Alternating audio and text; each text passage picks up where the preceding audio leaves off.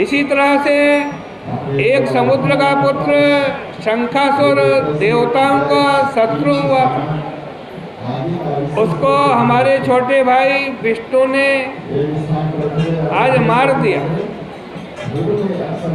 इससे तू जा समुद्र मंथन का कारण अपने राजा जलंधर को सुना। नारद जी पृथु जी से कहते हैं, इस प्रकार इंद्र से भेजे दूत ने जलंधर को सब कुछ बतलाया। ये सुनकर के जलंधर के क्रोध के कारण होठ फड़कने लगे और सभी देवताओं को जीतने का उपाय करने लगा।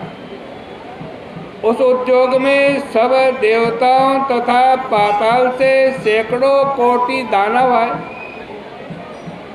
जलंधर शुंभ निशुंभ इत्यादि करोड़ों सेनापतियों को साथ लेकर के नंदन वन में उतरे।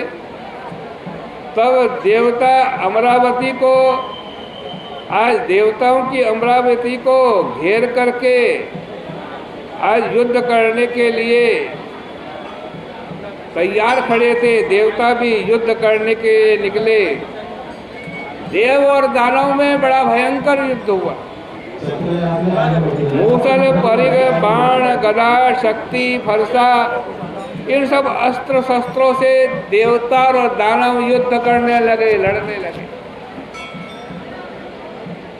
देवताओं दानव में बड़ा भयंकर युद्ध हुआ।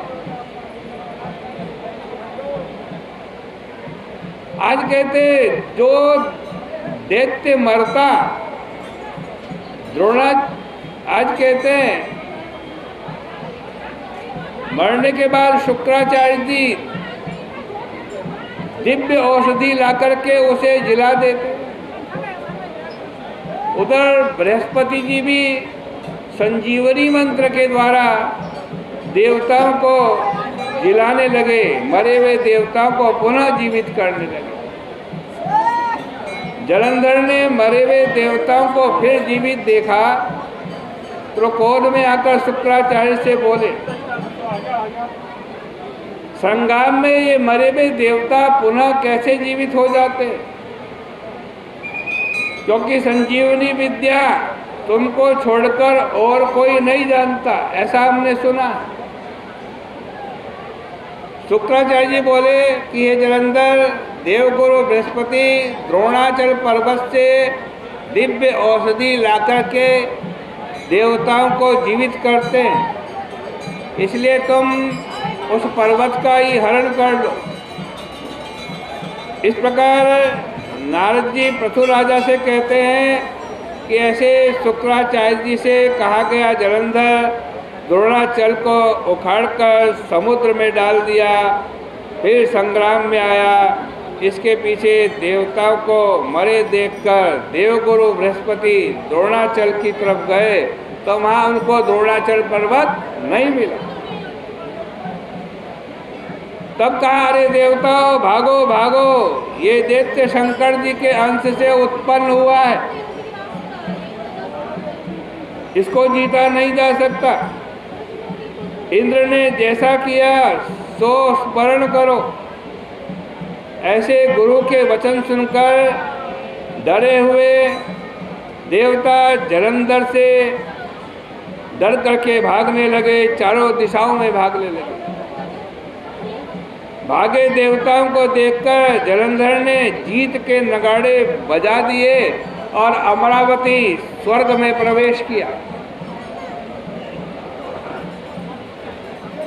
आज कहते हैं दैत्य को आते देखकर इंद्रादि देवता डर के मारे सुमेरु पर्वत की कंदराओं में छिप गए।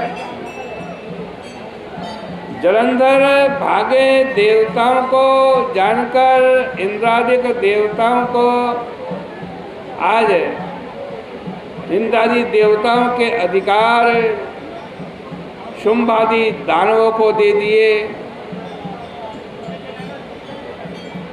और स्वयं सुमेरु पर्वत की कंदरा में गया।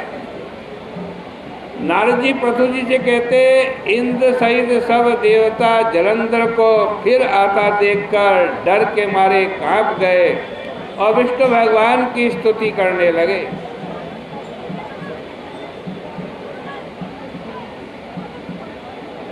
मत्स्य कच्छपादि नाना रूपों से भक्तों के कार्य करने वाले, सर्वदा दुख नाश करने वाले, ब्रह्मादि सृष्टि का पालन नाशन करने वाले, शंख चक्र गदा पद्म धारण करने वाले, हे नारायण भगवान आपको प्रणाम।